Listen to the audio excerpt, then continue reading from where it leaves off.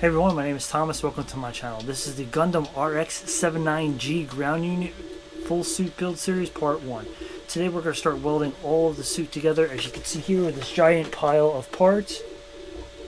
You know, for a second though, it kind of reminds me of Gizmo Duck from DuckTales, original and the reboot. Now wait, what was the secret code word again?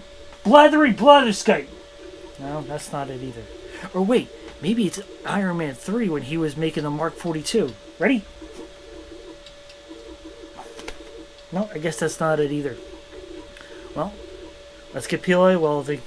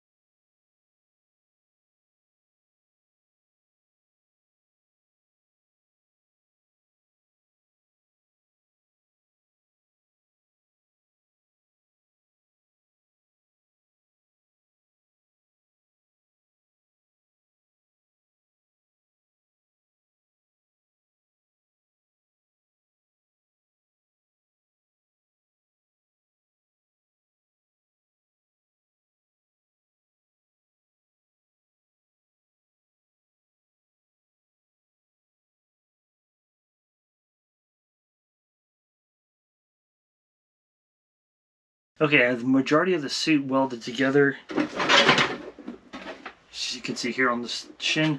And actually, off camera, I went through and I was trying to fill up all of these seams here. I've got to go back over it again with my soldering iron to make it a little bit more smooth. And I also have some more work to do on the side right here. And as you can see, another seam that was done. I just got to go through and sand it down and make it nice and smooth. So when I go to put the filler primer on top, it'll be nice and smooth to start off with, and it's not going to take that much work afterwards.